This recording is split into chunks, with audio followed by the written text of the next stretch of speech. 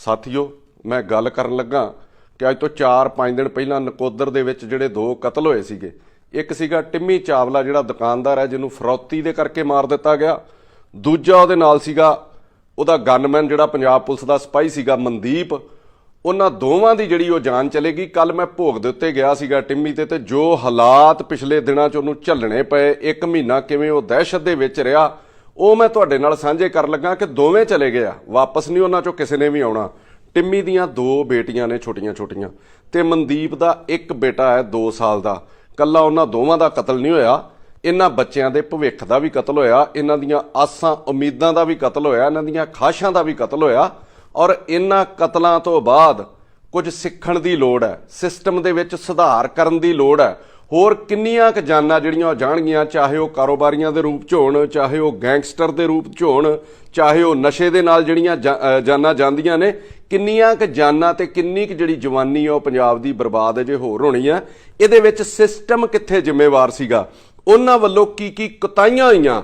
ਜੇ ਮੈਂ ਕਹਿ ਲਵਾਂ ਨਾ ਕਿ ਕਿਹਨੂੰ ਕਿਹਨੂੰ ਗੁਨਾਹਗਾਰ ਕਵਾਂ ਮੈਂ, ਵਜੇ ਬੇਰੰਗੀ ਗੁਲਜ਼ਾਰ कहूँ या ना कहूँ, कौन कितना है गुनहगार कहूँ या ना कहूँ।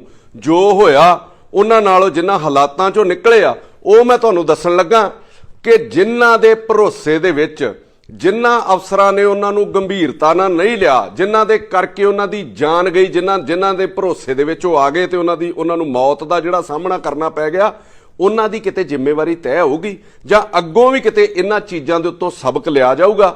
ਹੁਣ ਮੈਂ ਦੱਸਣ ਲੱਗਾ ਕਿ ਜੋ ਉਹਦੇ ਨਾਲ ਉਹਨਾਂ ਦਿਨਾਂ ਦੇ ਵਿੱਚ ਹੋਇਆ। ਟਿੰਮੀ ਜਿਹੜਾ ਉਹ ਏਡੀਸੀ ਕੋਲ ਜਾਂਦਾ, ਜਿਹੜੇ ਜਲੰਧਰ ਦੇ ਏਡੀਸੀ ਨੇ, अपना लाइसेंस बनाने लिए अपने दोस्त के नाल, ते कल उहदे दोस्त ने जो मैनूं दस्सिया ते बहुत ज़्यादा वो शर्मनाक है उस एडीसी वास्ते भी। वो एडीसी को लाइसेंस बनाउण जांदा और एडीसी अग्गों उहनूं कहिंदा कि परमात्मा बैठा, जे तू मरना आया तो मर ही जाना, जे तू नहीं तेरी आई तो फिर तू नहीं मर सकदा, कोई पिस्तौल ने तेनों बचा नहीं लेना। मैं भी कहना कि पिस्तौल उहनूं बचा नहीं सी सकदा, जिहड़ा उहनूं मारन दी नीत नाल ही आ गया। उहनूं कोई पिस्तौल कड्ढण दा किसी ने मौका भी नहीं सी देना। पर ਜਿਹੜੇ ਏਡੀਸੀ ਵੱਲੋਂ ਨੂੰ ਇਹ ਸ਼ਬਦ ਵਰਤੇ ਗਏ, ਇਹ ਬੇਹੱਦ ਘਟੀਆ ਤੇ ਅਗਲੇ ਦਾ ਦਿਲ ਤੋੜਨ ਵਾਲੇ ਸੀਗੇ। ਉਸ ਤੋਂ ਬਾਅਦ ਉਹ ਵਾਰੀ-ਵਾਰੀ ਜਾ ਕੇ ਐਸਐਸਪੀ ਕੋਲ ਦਵਾਈ ਦਿੰਦਾ ਰਿਹਾ। ਪਹਿਲਾਂ 3 ਉਹਨੂੰ ਗਨਮੈਨ ਦਿੱਤੇ, ਫਿਰ ਹੌਲੀ-ਹੌਲੀ ਜਦੋਂ ਉਹਦੀ ਮੌਤ ਹੋਈ ਉਹਦੇ ਨਾਲ 1 ਗਨਮੈਨ ਰਹਿ ਗਿਆ ਸੀਗਾ। ਕੁਝ ਉਹਦੇ ਜਿਹੜੇ 2 ਗਨਮੈਨ ਨੇ ਉਹ ਵਾਪਸ ਲੈ ਲਏ ਗਏ। ਐਸਐਸਪੀ ਨੂੰ ਉਹਨੇ ਇੱਥੋਂ ਤੱਕ ਰਿਕੁਐਸਟ ਕੀਤੀ ਕਿ ਮੈਂ ਪੰਜਾਬ ਛੱਡ ਜਾਵਾਂ, ਮੈਂ ਪੰਜਾਬ ਨੂੰ ਛੱਡ ਕੇ ਚਲੇ ਜਾਵਾਂ।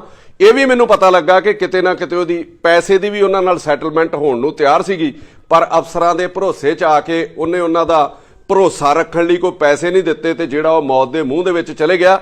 ਜਿਹੜੇ ਥੱਲੇ ਪੁਲਿਸ ਅਫਸਰਾਂ ਦੇ ਕੋਲੋਂ ਜਾਂਦਾ ਰਿਹਾ ਉਹਨੂੰ ਕਹਿੰਦੇ ਰਹੇ ਕਿ ਉੱਪਰ ਮਿਲੋ ਜਾ ਕੇ। ਮਤਲਬ ਇਹ ਕਿ ਉਹਨੂੰ ਸੀਰੀਅਸਲੀ ਕਿਸੇ ਨੇ ਲਿਆ ਹੀ ਨਹੀਂ, ਸਿਰਫ ਫਾਰਮੈਲਿਟੀ ਕੀਤੀ ਗਈ ਜਿਵੇਂ ਬਾਕੀ ਸਾਰਿਆਂ ਦੇ ਨਾਲ ਕੀਤੀ ਜਾਂਦੀ ਹੈ। ਬਹੁਤ ਥਾਵਾਂ ਤੇ ਬਹੁਤ ਸਾਰੇ ਜ਼ਿਲ੍ਹਿਆਂ ਦੇ ਵਿੱਚ ਇਹੋ ਜਿਹੇ ਅਫਸਰ ਲੱਗੇ ਆ। ਸਾਡੇ ਜ਼ਿਲ੍ਹੇ ਦੇ ਵਿੱਚ ਵੀ ਇੱਕ ਅਫਸਰ ਹੈਗਾ, ਮੈਨੂੰ ਪਤਾ ਲੱਗਾ ਉਹਨੂੰ ਕਿਸੇ ਬੰਦੇ ਨੇ ਜਾ ਕੇ ਕਿਹਾ ਕਿ ਮੈਨੂੰ ਗੈਂਗਸਟਰਾਂ ਦੀਆਂ ਧਮਕੀਆਂ ਆ ਰਹੀਆਂ ਨੇ, ਆ ਬਾਹਰਲੇ ਨੰਬਰਾਂ ਤੋਂ ਫੋਨ ਆਉਂਦੇ ਨੇ, ਤੇ ਉਹ ਅਫਸਰ ਅੱਗੋਂ ਉਹਨੂੰ ਕਹਿੰਦਾ ਤੂੰ ਇਹਨੂੰ ਬਲੌਕ ਕਰ ਦੇ। ਹੁਣ ਉਹਨੂੰ ਮੈਂ ਪੁੱਛਣਾ ਚਾਹੁੰਦਾ ਅਫਸਰ ਨੂੰ, ਉਹ ਨੰਬਰ ਤੇ ਬਲੌਕ ਕਰ ਦੂਗਾ, ਅਗਲਿਆਂ ਦੀ ਆਉਂਦੀ ਗੋਲੀ ਕਿਸ ਤਰ੍ਹਾਂ ਬਲੌਕ ਕਰੂਗਾ? ਤੁਹਾਡੇ ਲੋਕਾਂ ਕੋਲ ਜੇ ਲੋਕ ਆਸ ਨਾਲ ਜਾਂਦੇ ਨੇ ਨਾ, ਤੇ ਉਹਨਾਂ ਲੋਕਾਂ ਨੂੰ ਵੀ ਮੈਂ ਕਹਿਣਾ ਚਾਹੁੰਦਾ ਤੇ ਮੈਂ ਤੁਹਾਨੂੰ ਵੀ ਕਹਿਣਾ ਚਾਹੁੰਦਾ, ਤੁਸੀਂ ਉਹ ਹਾਲਾਤ ਬਣਾ ਦਿੱਤੇ ਕਿ ਬਰੂਦ ਕੇ ਢੇਰ पे बैठी हुई दुनिया शोलों से हिफाजत का हुनर पूछती है। ਮਨਦੀਪ ਨੂੰ ਬਚਾਉਂਦਿਆਂ ਜਿਹੜੀਆਂ ਗੋਲੀਆਂ ਲੱਗੀਆਂ, ਉਹਨੂੰ ਮੇਰੇ ਖਿਆਲ 3 ਕਿ 4 ਗੋਲੀਆਂ ਜਿਹੜੀਆਂ ਵੱਜੀਆਂ, ਔਰ 8:15 ਜੋ ਉਹਦੇ ਨਾਲ ਹੋਇਆ ਮੈਂ ਉਹ ਵੀ ਦੱਸਣ ਲੱਗਾ ਕਿ 8:15 ਦੇ ਕਰੀਬ ਇਹ ਹਾਦਸਾ ਵਾਪਰਦਾ। ਉਦੋਂ ਉਹਦੇ ਘਰ ਦੇ ਉਹਨੂੰ ਹਸਪਤਾਲ ਲੈ ਕੇ ਜਾਂਦੇ ਨੇ। ਹਸਪਤਾਲ ਪਹੁੰਚਦਿਆਂ ਅੱਧਾ ਘੰਟਾ ਉਹਨਾਂ ਨੂੰ ਲੱਗਾ ਹੋਊਗਾ। ਉਹ ਹਸਪਤਾਲ ਵਾਲੇ ਉਹਨੂੰ ਅਗਲੇ ਹਸਪਤਾਲ ਦੇ ਵਿੱਚ ਰੈਫਰ ਕਰ ਦਿੰਦੇ ਨੇ, ਜਿੱਥੇ ਜਾਂਦਿਆਂ ਪੂਰੇ ਟਾਈਮ ਦੇ ਵਿੱਚ 10 ਵੱਜ ਜਾਂਦੇ ਨੇ।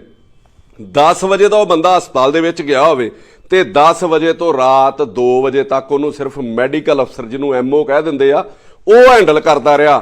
2 ਵਜੇ ਹਸਪਤਾਲ ਦੇ ਵਿੱਚ ਸਰਜਨ ਆਉਂਦੇ ਆ ਔਰ ਉਸ ਤੋਂ ਬਾਅਦ ਉਹਨੂੰ ਦੱਸਦੇ ਆ ਕਿ 95% ਬੰਦਾ ਤੁਹਾਡਾ ਠੀਕ ਹੈ। 95% ਠੀਕ ਦੱਸਣ ਦਾ ਮਤਲਬ ਇਹ ਹੁੰਦਾ ਵੀ ਉਹਦੀ ਜਾਨ ਬਚ ਜਾਣੀ ਹੈ। 20,000 ਰੁਪਏ ਦੀਆਂ ਉਹਨਾਂ ਨੇ ਦਵਾਈਆਂ ਆਪ ਜਿਹੜੀਆਂ ਉੱਥੋਂ ਖਰੀਦੀਆਂ, ਉਸ ਤੋਂ ਲਹਿਦਾ 30,000 ਰੁਪਇਆ ਇੱਕ, 50,000 ਰੁਪਇਆ ਇੱਕ, 1,70,000 ਰੁਪਇਆ ਜਿਹੜਾ ਉਹਨਾਂ ਕੋਲ ਇੱਕ ਲਿਆ ਜਾਂਦਾ, 2,30,000 ਰੁਪਇਆ ਜਿਹੜਾ ਹਸਪਤਾਲ 'ਚ ਜਮ੍ਹਾਂ ਕਰਾਇਆ ਗਿਆ, ਔਰ 20,000 ਦੀਆਂ ਦਵਾਈਆਂ ਅੱਡ। ਜੇ ਦਵਾਈ ਉਹਨਾਂ ਨੇ ਅੱਡ ਲੈ ਲਈ ਆਪਣੀ, ਤੇ ਉਸ ਤੋਂ ਬਾਅਦ ਮੈਂ ਪੁੱਛਣਾ ਚਾਹੁੰਦਾ ਕਿ ਹਸਪਤਾਲ ਨੂੰ ਕੋਈ ਪੁੱਛਣ ਵਾਲਾ ਹੈਗਾ ਕਿ ਬਾਕੀ ਖਰਚਾ ਸਵੇਰੇ 10 ਵਜੇ ਤੁਸੀਂ ਉਹਦਾ ਐਲਾਨ ਕਰ ਦਿੰਦੇ ਹੋ ਵੀ ਉਹਦੀ ਮੌਤ ਹੋ ਗਈ ਆ, 12 ਘੰਟਿਆਂ ਦੇ ਵਿੱਚ 2.5 ਲੱਖ ਰੁਪਏ ਦਾ ਹਸਪਤਾਲ ਦੇ ਵਿੱਚ ਕੀ ਉਹਨੇ ਲਾ ਲਿਆ।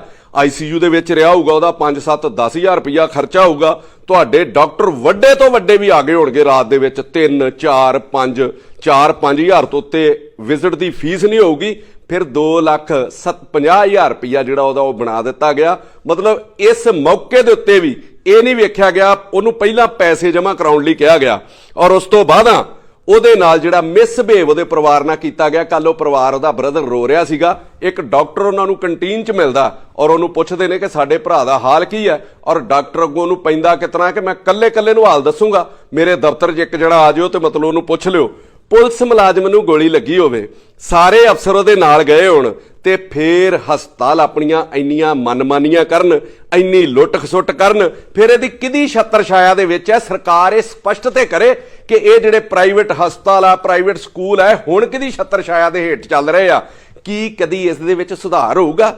ਕੀ ਜਿਹੜੇ ਬਦਲਾਵ ਦੀਆਂ ਗੱਲਾਂ ਕੀਤੀਆਂ ਗਈਆਂ ਸੀਗੀਆਂ ਉਹ ਬਦਲਾਵ ਆਊਗਾ ਕਦੀ? ਮੈਂ ਸਾਰਿਆਂ ਨੂੰ ਮਾੜਾ ਨਹੀਂ ਕਹਿੰਦਾ, ਪਰ ਮੈਂ ਉਹਨਾਂ ਡਾਕਟਰਸ ਨੂੰ ਵੀ ਕਹਿਣਾ ਚਾਹੁੰਦਾ ਜਿਨ੍ਹਾਂ ਦੇ ਸਰਕਾਰਾਂ ਤੇ ਸਿਸਟਮ ਦੇ ਨਾਲ ਹੱਥ ਰਲੇ ਆ, ਉਹਨਾਂ ਨੂੰ ਕੋਈ ਖੌਫ ਹੀ ਨਹੀਂ। ਮੈਂ ਉਹਨਾਂ ਨੂੰ ਕਹਿੰਦਾ ਤੁਹਾਨੂੰ ਸਰਕਾਰਾਂ ਦਾ ਖੌਫ ਨਹੀਂ, ਤੁਹਾਨੂੰ ਸਿਸਟਮ ਦਾ ਖੌਫ ਨਹੀਂ, ਪਰ ਪਰਮਾਤਮਾ ਦੇ ਖੌਫ ਤੇ ਖਾਓ। ਤੁਹਾਡਾ ਦਿਲ ਨਹੀਂ ਤੁਹਾਨੂੰ ਦੱਸਦਾ ਵੀ ਅੱਜ ਯਾਰ ਤੁਸੀਂ ਕਿਸੇ ਨਾਲ ਗਲਤ ਕਰਕੇ ਆਏ ਹੋ। ਤੁਹਾਡੇ ਲਈ ਇਹ ਗੱਲ ਮੈਂ ਕਹਿ ਲਵਾਂ ਨਾ ਕਿ किस से तुम दोष छुपाओगे अपने, किस से तुम दोष छुपाओगे अपने, अपना मन भी तो दर्पण होता है। ਕੀ ਕਦੀ ਤੁਸੀਂ ਅੰਦਰ ਝਾਤੀ ਨਹੀਂ ਮਾਰੀ ਆਪਣੇ ਮਨ ਦੇ ਸ਼ੀਸ਼ੇ ਦੇ ਵਿੱਚ ਵੀ ਲੋਕ ਤੁਹਾਡੇ ਕੋਲ ਕਿੰਨੀ ਆਸ ਨਾਲ ਆਉਂਦੇ ਆ ਤੇ ਕਿੱਦਾਂ ਤੜਫਦੇ ਹੋਏ ਤੇ ਤੁਹਾਨੂੰ ਗਾਲਾਂ ਕੱਢਦੇ ਜਾਂਦੇ ਆ? ਇਸ ਸਾਰੇ ਸਿਸਟਮ ਦੇ ਨਾਲ ਸੂਬੇ ਦਾ ਨੁਕਸਾਨ ਹੋ ਰਿਹਾ, ਆਉਣ ਵਾਲੀ ਪੀੜ੍ਹੀ ਦਾ ਨੁਕਸਾਨ ਹੋ ਰਿਹਾ। ਪਹਿਲਾਂ ਬੱਚੇ ਬਾਹਰ ਜਾਂਦੇ ਸੀਗੇ, ਆਪਾਂ ਕਹਿੰਦੇ ਸੀ ਬੱਚਿਆਂ ਦਾ ਬ੍ਰੇਨ ਜਿਹੜਾ ਉਹ ਡਰੇਨ ਹੋ ਰਿਹਾ, ਮਨੀ ਜਿਹੜੀ ਸਾਡੀ ਉਹ ਡਰੇਨ ਹੋ ਰਹੀ ਆ। ਜਿਹੜਾ ਉਹ ਪੈਸਾ ਕਮਾਉਂਦੇ ਸੀਗੇ ਮਾਪੇ, ਉਹ ਕਮਾ ਕੇ ਉਹਦੇ ਤੇ ਪੈਸਾ ਲਾ ਕੇ ਬੱਚੇ ਨੂੰ ਬਾਹਰ ਭੇਜ ਦਿੰਦੇ ਸੀ। ਹੁਣ ਬੱਚਾ ਨਹੀਂ ਬਾਹਰ ਜਾ ਰਿਹਾ, ਹੁਣ ਸਮੁੱਚਾ ਵਪਾਰ ਜਿਹੜਾ ਪੰਜਾਬ ਤੋਂ ਬਾਹਰ ਜਾਣਾ ਸ਼ੁਰੂ ਹੋ ਗਿਆ। ਲੋਕ ਆਪਣਾ ਵਪਾਰ ਨਾਲ ਲੱਗਦੇ ਸੂਬਿਆਂ ਦੇ ਵਿੱਚ ਉਹਨਾਂ ਨੇ ਕਰਨਾ ਸ਼ੁਰੂ ਕਰ ਦਿੱਤਾ। ਬੱਚੇ ਬਾਹਰ ਜਾ ਰਹੇ ਆ, ਵਪਾਰ ਇੱਥੋਂ ਖਤਮ ਹੋ ਰਿਹਾ ਤੇ ਇਸ ਸੂਬੇ ਦੇ ਨੁਕਸਾਨ ਦੀ ਭਰਪਾਈ ਕੌਣ ਕਰੂਗਾ?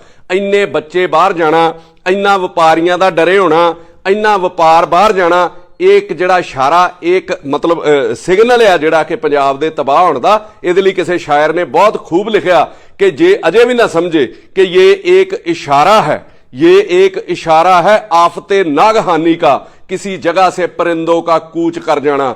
ਲੋਕਾਂ ਦੇ ਤੇ ਕਿਤੇ ਆਪਾਂ ਇੱਥੇ ਆ ਸਾਈਬੇਰੀਅਨ ਪੰਛੀ ਆਉਂਦੇ ਆ ਤੇ ਕਿੱਡੀ ਆਸ ਦੇ ਨਾਲ ਉਹਦੀਆਂ ਖਬਰਾਂ ਲੱਗਦੀਆਂ ਕਿਤੋਂ ਤੇ ਪੰਛੀ ਗਾਇਬ ਹੋ ਜਾਣ ਤੇ ਉਹ ਵੀ ਇੱਕ ਇਸ਼ਾਰਾ ਹੁੰਦਾ ਵੀ ਕੋਈ ਤਬਾਹੀ ਆਉਣ ਵਾਲੀ ਆ ਜਾਂ ਮਤਲਬ ਕੋਈ ਨੁਕਸਾਨ ਹੋਣ ਵਾਲਾ ਵਾ। ਇੰਨਾ ਬੱਚਾ ਸਾਡਾ ਬਾਹਰ ਚਲੇ ਗਿਆ, ਇੰਨਾ ਵਪਾਰੀ ਸਾਡਾ ਇੱਥੇ ਪੰਜਾਬ 'ਚ ਪੈਸੇ ਲਾਉਣ ਨੂੰ ਤਿਆਰ ਨਹੀਂ। ਅਜੇ ਵੀ ਸਾਨੂੰ ਅਕਲ ਨਹੀਂ ਆ ਰਹੀ ਕਿ ਯਾਰ ਅਸੀਂ ਸਿਸਟਮ ਨੂੰ ਠੀਕ ਕਿੱਦਾਂ ਕਰਨਾ। ਜਿਹੜੇ ਇੱਥੇ ਕੰਮ ਕਰਦੇ ਆ ਉਹ ਵਿਚਾਰੇ ਆਪਣੀ ਫਰੌਤੀ ਦੇ ਕੇ ਜਾਨ ਛਡਾ ਰਹੇ ਆ ਔਰ ਡਰਦੇ ਕਿਸੇ ਦੇ ਨਾਲ ਗੱਲ ਵੀ ਨਹੀਂ ਕਰਦੇ, ਚੁੱਪ ਚਪੀਤੇ ਹੀ ਪੈਸੇ ਦੇ ਦਿੰਦੇ ਆ। ਤੇ ਜਿਹੜੇ ਨਹੀਂ ਦਿੰਦੇ ਉਹਨਾਂ ਦਾ ਹਾਲ ਤੁਸੀਂ ਦੇਖ ਲਓ ਵੀ ਕੀ ਹੋ ਰਿਹਾ। ਲੋਕ ਡਰੇ ਹੋਏ ਨੇ, ਵਪਾਰੀ ਡਰੇ ਹੋਏ ਨੇ। ਇੱਥੇ ਤੇ ਆਮ ਇਹ ਕਿਹਾ ਜਾਂਦਾ ਵੀ ਜਿੱਥੇ ਕ੍ਰਾਈਮ ਘਟੂਗਾ ਉੱਥੇ ਵਪਾਰ ਵਧੂਗਾ, ਪਰ ਇੱਥੇ ਜਿਹੜਾ ਕ੍ਰਾਈਮ ਵੱਧ ਰਿਹਾ ਤੇ ਵਪਾਰ ਘਟ ਰਿਹਾ। ਤੇ ਜੇ ਵਪਾਰ ਵਧੂਗਾ ਤੇ ਉਹਦੇ ਨਾਲ ਜੇ ਕ੍ਰਾਈਮ ਵੀ ਘਟੂਗਾ ਤੇ ਉਹਦੇ ਨਾਲ ਨਸ਼ਾ ਵੀ ਘਟੂਗਾ। ਇਹਨਾਂ ਚੀਜ਼ਾਂ ਦੇ ਨਾਲ ਤੁਸੀਂ ਆਪਣੇ ਸੂਬੇ ਦਾ ਸੁਧਾਰ ਕਰ ਸਕਦੇ ਹੋ। ਵਪਾਰੀ ਇੱਥੇ ਡਰਿਆ ਮਹਿਸੂਸ ਕਰਦਾ, ਵਪਾਰੀ ਇੱਥੇ ਕੰਮ ਕਰਨ ਨੂੰ ਤਿਆਰ ਨਹੀਂ ਤੇ ਨਾ ਤੇ ਇੱਥੇ ਕ੍ਰਾਈਮ ਘਟਣਾ ਤੇ ਨਾ ਇੱਥੇ ਜਿਹੜਾ ਉਹ ਨਸ਼ਾ ਘਟਣਾ ਵਾ। ਔਰ ਸਰਕਾਰ ਇੱਕ ਗੱਲ ਚੰਗੀ ਤਰ੍ਹਾਂ ਸਮਝ ਲਵੇ, ਜਿਹੜੀ ਮੈਂ ਅੱਜ ਇੱਕ ਗੱਲ ਕਹਿਣੀ ਚਾਹੁੰਦਾ ਔਰ ਮੈਂ ਬਾਰ-ਬਾਰ ਇਹ ਗੱਲ ਕਹਿਣਾ ਕਿ ਕ੍ਰਾਈਮ, ਗੈਂਗਸਟਰ ਤੇ ਨਸ਼ਾ ਸਰਕਾਰ ਦੀ ਪ੍ਰਾਇੋਰਟੀ ਤੇ ਹੈ ਨਾ। ਇਹਨਾਂ ਦੋਵਾਂ ਨੂੰ ਪੁਲਿਸ ਕੱਲੀ ਖਤਮ ਨਹੀਂ ਕਰ ਸਕਦੀ। ਤੁਸੀਂ ਜਿੰਨਾ ਮਰਜ਼ੀ ਜ਼ੋਰ ਲਾ ਲਓ, ਤੁਸੀਂ ਨਸ਼ਾ ਜਿਹੜਾ ਉਹ ਟਰਾਲੀਆਂ ਭਰ ਕੇ ਫੜ ਲਓ, ਉਹਨੂੰ ਸਾੜ ਦਿਓ, ਫੜੀ ਜਾਓ। ਗੈਂਗਸਟਰ ਬੱਸਾਂ ਭਰ ਕੇ ਮਾਰੀ ਜਾਓ। ਇਹ ਤੁਹਾਡੇ ਖਤਮ ਦੋਵੇਂ ਨਹੀਂ ਮੁੱਕ ਸਕਦੇ ਜਿੰਨਾ ਚਿਰ ਬੱਚਿਆਂ ਨੂੰ ਰੁਜ਼ਗਾਰ ਨਹੀਂ ਮਿਲਦਾ, ਜਿੰਨਾ ਚਿਰ ਬੱਚਿਆਂ ਨੂੰ ਇੱਜ਼ਤਮਾਨ ਦੀ ਰੋਟੀ ਨਹੀਂ ਮਿਲਦੀ। ਮੈਨੂੰ ਅੱਜ ਕਿਸੇ ਬਹੁਤ ਸੀਨੀਅਰ ਸਿਟੀਜ਼ਨ ਚੰਡੀਗੜ੍ਹ 'ਚੋਂ ਰਹਿੰਦੇ ਨੇ ਔਰ ਬਹੁਤ ਅਮੀਰ ਆਦਮੀ ਨੇ, ਉਹ ਬਜ਼ੁਰਗ ਨੇ, ਮਤਲਬ ਉਹਨਾਂ ਦਾ ਇੱਕ ਮੈਨੂੰ ਮੈਸੇਜ ਆਇਆ ਅੱਜ ਔਰ ਮੇਰੇ ਫੋਨ ਦੇ ਵਿੱਚ ਹੈ। ਉਹਦੇ ਵਿੱਚ ਉਹ ਕਹਿੰਦੇ ਨੇ ਕਿ ਪੰਜਾਬ ਦਾ DGP ਇੰਨਾ ਇਮਾਨਦਾਰ ਹੈ, ਇੰਨਾ ਕਾਬਲ ਹੈ, ਫਿਰ ਵੀ ਇਹ ਸਿਸਟਮ ਜਿਹੜਾ ਕੰਟਰੋਲ ਕਿਉਂ ਨਹੀਂ ਹੋ ਰਿਹਾ? ਪੰਜਾਬ ਦੇ ਵਿੱਚ ਕ੍ਰਾਈਮ ਕਿਉਂ ਨਹੀਂ ਘਟ ਰਿਹਾ? ਪੰਜਾਬ ਦੇ ਵਿੱਚ ਨਸ਼ਾ ਕਿਉਂ ਨਹੀਂ ਘਟ ਰਿਹਾ? ਉਹਨਾਂ ਲਈ ਮੈਂ ਇੱਕ ਗੱਲ ਉਹਨਾਂ ਨੂੰ ਵੀ ਦੱਸੀ ਹੈ ਤੇ ਮੈਂ ਸਰਕਾਰ ਨੂੰ ਵੀ ਦੱਸਣੀ ਚਾਹੁੰਦਾ ਕਿ CM ਤੇ DGP ਇਹਨਾਂ ਨੂੰ ਜੁਆਇੰਟ ਪਾਲਿਸੀ ਬਣਾਉਣੀ ਪਊਗੀ। ਬੱਚਿਆਂ ਨੂੰ ਕੰਮ ਕਿਸ ਤਰ੍ਹਾਂ ਦਿੱਤਾ ਜਾ ਸਕਦਾ, ਬੱਚਿਆਂ ਨੂੰ ਹੋਰ ਪਾਸੇ ਲਾਇਆ ਕਿਸ ਤਰ੍ਹਾਂ ਜਾ ਸਕਦਾ। ਪਰ ਇੱਥੇ ਸਰਕਾਰ ਜਿਹੜੀ ਆ ਉਹ ਰਾਜਕਤਾ ਫੈਲਾ ਰਹੀ ਆ, ਉਹ ਭੁੱਖਮਰੀ ਫੈਲਾ ਰਹੀ ਆ ਤੇ ਆਸ ਕਰਦੀ ਆ ਵੀ ਪੁਲਿਸ ਸਾਰੇ ਮਤਲਬ ਕੰਮ ਕਰ ਦੇਵੇ, ਸਾਡੇ ਠੀਕ ਕਰ ਦੇਵੇ। ਕੰਮ ਸਾਰੇ ਬੰਦ ਆ। ਮੇਰੀ ਗੱਲ ਸ਼ਾਇਦ ਤੁਹਾਨੂੰ ਸਾਰਿਆਂ ਨੂੰ ਹਾਸੂ ਹੀ ਨਹੀਂ ਲੱਗੂਗੀ, ਪਰ ਇਹਦੇ ਰਿਜ਼ਲਟ ਜਿਹੜੇ ਆਉਣ ਵਾਲੇ ਦਿਨਾਂ ਦੇ ਵਿੱਚ ਤੁਹਾਨੂੰ ਭੁਗਤਣੇ ਪੈਣਗੇ।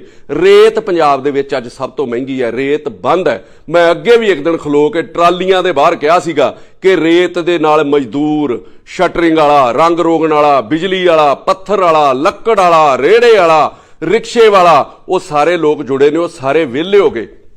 ਘਰ ਦੀਆਂ ਜ਼ਰੂਰਤਾਂ ਪੂਰੀਆਂ ਕਰਨ ਲਈ ਮਾੜਾ ਚੰਗਾ ਕੰਮ ਉਹ ਕਰ ਰਹੇ ਆ, ਮਾੜੇ ਕੰਮਾਂ ਵੱਲ ਕਈਆਂ ਦਾ ਧਿਆਨ ਜਾ ਰਿਹਾ।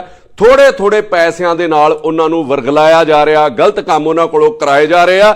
ਹੁਣ ਤੱਕ ਜਿੰਨੇ ਵੀ ਕ੍ਰਿਮੀਨਲ ਫੜੇ ਆ, ਜਿਨ੍ਹਾਂ ਨੇ ਵੱਡੀਆਂ ਵੱਡੀਆਂ ਵਾਰਦਾਤਾਂ ਨੂੰ ਅੰਜਾਮ ਦਿੱਤਾ, ਉਹਨਾਂ ਨੂੰ ਗੈਂਗਸਟਰ ਜਿਹੜਾ ਨਾਮ ਦਿੱਤਾ ਜਾਂਦਾ, ਉਹ ਕਿੰਨੇ ਕੁ ਅਮੀਰ ਫੜੇ ਆ। ਤੁਸੀਂ ਅੱਜ ਉਹਨਾਂ ਸਾਰਿਆਂ ਦੀ ਡਿਟੇਲ ਘਰੋ ਘਰੀ ਪੱਤਰਕਾਰ ਵੀ ਜਾ ਕੇ ਲੈ ਕੇ ਮਤਲਬ ਆ ਸਕਦੇ ਆ ਕਿ ਕਿੰਨੇ ਕੁ ਅਮੀਰ ਆ ਔਰ ਕਿੰਨੇ ਕੁ ਪੈਸੇ ਲੈ ਕੇ ਉਹਨਾਂ ਨੇ ਸਾਰੇ ਕੰਮ ਕੀਤੇ। ਸਾਰਾ ਘੋਖਣ ਤੇ ਇਹਦੇ ਉੱਤੇ ਵਿਚਾਰ ਕਰਨ ਦੀ ਲੋੜ ਹੈ। ਆ ਤਰਨਤਾਰਨ ਦੇ ਵਿੱਚ ਵੀ ਜਿਹੜਾ ਪਰਸੋਂ ਹਮਲਾ ਹੋਇਆ ਰਾਕਟ ਲਾਂਚਰ ਦੇ ਨਾਲ, ਅੱਜ ਇੱਕ ਚੈਨਲ ਚਲਾ ਰਿਹਾ ਸੀਗਾ, ਜੇ ਮੈਂ ਕਿਤੇ ਗਲਤ ਨਾ ਹਾਂ, ਕਿ ਉਹ ਢਾਬੇ ਤੇ ਬੰਦੇ ਬੈਠੇ ਗੱਲਾਂ ਕਰਦੇ ਸੀ। ਜਿਹੜਾ ਕੋਈ ਪੁਲਿਸ ਨੂੰ ਕਲੂ ਮਿਲ ਰਿਹਾ, ਉਹਦੇ ਵਿੱਚ 3 ਹਿੰਦੀ ਬੋਲਣ ਵਾਲੇ ਸੀਗੇ ਤੇ 1 ਪੰਜਾਬੀ ਸੀਗਾ। ਅਖੀਰ ਉਹ ਫੜੇ ਜਾਣੇ ਨੇ, ਉਹਨਾਂ ਦੇ ਵਿੱਚੋਂ ਵੀ ਪਤਾ ਲੱਗ ਜਾਣਾ ਵੀ ਕੌਣ ਕਿੰਨੇ ਕੁ ਅਮੀਰ ਸੀਗੇ ਔਰ ਕਿੰਨੇ ਕੁ ਪੈਸਿਆਂ ਲਈ ਉਹਨਾਂ ਨੇ ਕੰਮ ਕੀਤਾ।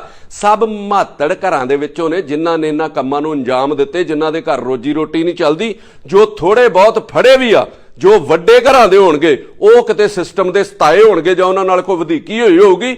ਗੈਂਗਸਟਰ ਤੇ ਨਸ਼ਾ ਖਤਮ ਕਰਨ ਵਾਲੇ ਇਹ ਬਿਆਨ ਜਿਹੜੇ ਪੁਲਿਸ ਸਰਕਾਰ ਦਿੰਦੀ ਆ ਨਾ, ਇਹਨਾਂ ਦਾ ਲੋਕਾਂ ਨੇ ਮਜ਼ਾਕ ਉਡਾਉਣਾ ਸ਼ੁਰੂ ਕਰ ਦਿੱਤਾ। ਲੋਕ ਥੱਲੇ ਤੁਹਾਨੂੰ ਲਿਖਦੇ ਪਤਾ ਕੀ ਆ, ਜਦੋਂ ਤੁਸੀਂ ਨਸ਼ਾ ਤੇ ਗੈਂਗਸਟਰ ਖਤਮ ਕਰਨ ਦੀਆਂ ਗੱਲਾਂ ਕਰਦੇ ਹੋ ਤੇ ਲੋਕ ਤੁਹਾਡਾ ਮਜ਼ਾਕ ਉਡਾਉਂਦੇ ਨੇ ਕਿ ਤੁਹਾਡੇ ਕੋਲੋਂ ਤੇ ਅਜੇ ਤੱਕ ਚਾਈਨਾ ਡੋਰ ਨਹੀਂ ਖਤਮ ਹੋਈ ਪੰਜਾਬ ਦੇ ਵਿੱਚ, ਫਿਰ ਤੁਸੀਂ ਨਸ਼ਾ ਕਿੱਥੋਂ ਖਤਮ ਕਰ ਲੋਗੇ, ਫਿਰ ਤੁਸੀਂ ਗੈਂਗਸਟਰ ਕਿੱਥੋਂ ਖਤਮ ਕਰ ਲੋਗੇ।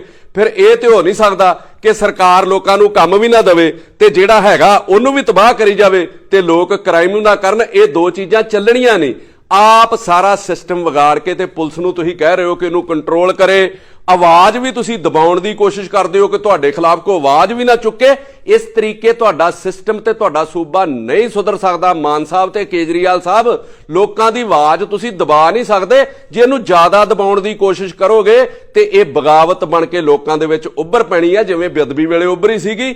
ਸੋ ਇਹ ਗੱਲਾਂ ਨਾ ਕਰੋ ਕਿ ਲੋਕ ਮਾਰੇ ਵੀ ਜਾਣ ਤੇ ਲੋਕ ਤੜਫਣ ਵੀ ਨਾ, ਲੋਕ ਆਪਣੀ ਆਵਾਜ਼ ਵੀ ਨਾ ਚੁੱਕਣ। ਤੁਸੀਂ ਤੇ ਉਹ ਹਾਲਤ ਕਰ ਰਹੇ ਹੋ कि ना तड़पने की इजाजत है ना फरियाद की, घुट घुट के मर जाओ यही मर्जी है मेरे सयाद की। सो मैं तुहानू फिर एक बेनती करदा, इस सब ते तुहानू मिल के काम करना पैना। तुहानू डीजीपी दे नाल सीएम नू आपो अपना जिहड़ा रोल अदा करना पैना वा। सरकार अपना फर्ज निभावे, लोकां नू काम कर दवे ते पुलिस अपना फर्ज निभावे। हुण तक मेरा ख्याल 50 तो उपर जिहड़े कतल हो चुके आ फरौतियां दे करके जां आपसी मुठभेड़ करके, आपसी लागतबाजी दे नाल, जिन्हों आपां गैंगस्टरां दा नाम दे दिंदे आ। छेती तो छेती ਇਹਦੇ ਉੱਤੇ ਨੀਤੀ ਬਣਾਉਣ ਦੀ ਲੋੜ ਹੈ, ਨਹੀਂ ਤੇ ਨਾ ਪੰਜਾਬ ਦੇ ਵਿੱਚ ਬੱਚੇ ਤੇ ਅੱਗੇ ਹੀ ਨਹੀਂ ਬਚੇ। ਜੇ ਕੰਮਕਾਰ ਵੀ ਨਾ ਬਚਿਆ ਤੇ ਫਿਰ ਇਸ ਸੂਬੇ 'ਚ ਕੀ ਤੁਸੀਂ ਇਲੈਕਸ਼ਨਾਂ ਕਰਾਓਗੇ, ਕੀ ਤੁਸੀਂ ਜਿੱਤੋਗੇ, ਕੀ ਮਤਲਬ ਇਹਦੇ ਉੱਤੇ ਤੁਸੀਂ ਰਾਜ ਕਰੋਗੇ। ਇਹਦੇ ਉੱਤੇ ਇੱਕ ਜੁਆਇੰਟ ਜਿਹੜੀ ਤੁਹਾਨੂੰ ਰਲ ਕੇ ਕੰਮ ਕਰਨਾ ਪੈਣਾ ਪੁਲਿਸ ਨੂੰ ਤੇ ਸਰਕਾਰ ਨੂੰ। ਇਹਦੇ ਉੱਤੇ ਪਾਲਿਸੀ ਬਣਾਉਣੀ ਪੈਣੀ ਆ। ਮੈਂ ਅਖੀਰ 'ਚ ਫਿਰ ਤੁਹਾਨੂੰ ਕਹਿਣਾ, ਮਾਰ ਮਾਰ ਕੇ ਤੇ ਫੜ ਫੜ ਕੇ ਤੁਹਾਡੇ ਕੋਲੋਂ ਨਸ਼ਾ ਕੁਝ ਵੀ ਖਤਮ ਨਹੀਂ ਹੋਣਾ। ਬੱਚਿਆਂ ਨੂੰ ਇੱਜ਼ਤ ਮਾਣ ਵਾਲੀ ਰੋਟੀ ਦੇਣੀ ਪੈਣੀ ਆ। ਔਰ ਛੇਤੀ ਤੋਂ ਛੇਤੀ ਜੇ ਸਰਕਾਰ ਜਾਗੇ, ਕਿਉਂਕਿ ਨੁਕਸਾਨ ਬਹੁਤ ਜ਼ਿਆਦਾ ਹੋ ਗਿਆ। ਪਤਾ ਨਹੀਂ ਕਿਹੜੀ ਸਾਜ਼ਿਸ਼ ਇਹਦੇ ਪਿੱਛੇ ਕੰਮ ਕਰ ਰਹੀ ਹੈ। ਇਹਨੂੰ ਫੇਲ ਕਰਨ ਲਈ ਤੁਹਾਨੂੰ ਬੱਚਿਆਂ ਨੂੰ ਕੰਮ ਦੇਣਾ ਹੀ ਪੈਣਾ। ਮੈਂ 2 ਲੈਣਾ ਕਹਿ ਕੇ ਸੀਐਮ ਨੂੰ ਤੇ ਸਮਾਪਤੀ ਕਰਨ ਲੱਗਾ ਕਿ ਉੱਠ ਜਾਗ ਪੈ ਨੀਂਦ ਚੋਂ ਚਿਰਾਂ ਤੋਂ ਸੁੱਤੇ ਗਾਫਲਾ। ਗਾਫਲ ਕਹਿੰਦੇ ਬਹੁਤ ਸੁਸਤ ਆਦਮੀ ਨੂੰ। ਉੱਠ ਜਾਗ ਪੈ ਨੀਂਦ ਚੋਂ ਚਿਰਾਂ ਤੋਂ ਸੁੱਤੇ ਗਾਫਲਾ, ਬਲਦੀ ਸ਼ਮਾਂ ਵੱਲ ਤੁਰ ਪਿਆ ਪਤੰਗਿਆਂ ਦਾ ਕਾਫਲਾ।